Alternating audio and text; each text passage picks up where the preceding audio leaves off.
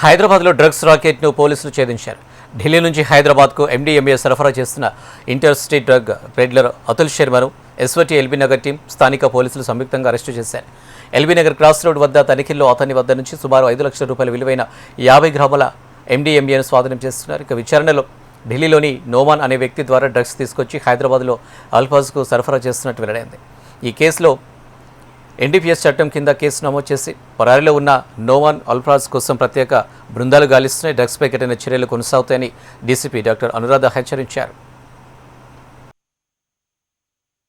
ఒక drug పెడ్లర్ని arrest చేయడం జరిగింది. అతని పేరు అతుల్ శర్మ.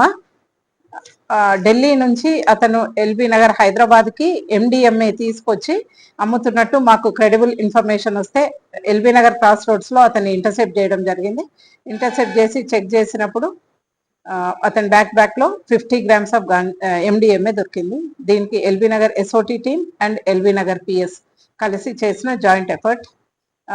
దీంట్లో ఇతను ఏంటంటే మెయిన్గా ఢిల్లీ నుంచి ఒక కెఫే దగ్గర నోమాన్ అనే వ్యక్తి నుంచి ఈ ఎండిఎంఏ కలెక్ట్ చేసుకొని హైదరాబాద్ తీసుకొని వచ్చి ఇక్కడ ఇంతకు ముందు కూడా ఒకసారి అల్ఫాజ్ అనే వ్యక్తికి అమ్మినట్టు తెలుస్తుంది.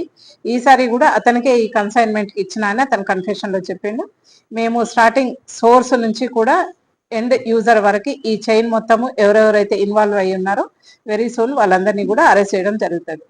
ఈ సందర్భంగా మెయిన్గా చెప్పేది ఏంటంటే మా commissioner of police Malkajgiri Sumathi madam ఆధ్వర్యంలో ఈ సంవత్సరము మొత్తము కూడా 2026లో ఎస్ఓటి టీమ్ మెయిన్గా ఇంటెలిజెన్స్ బేస్ చేసుకొని 56 ఎన్డీపీఎస్ కేసెస్ రిజిస్టర్ చేయడం జరిగింది. And 2.9 grams kgs of opium, 278 kgs of ganja, 2.1 litres of hash oil and 284.3 grams of MDMA ఇప్పటి వరకు కూడా సీజ్ చేయడం జరిగింది.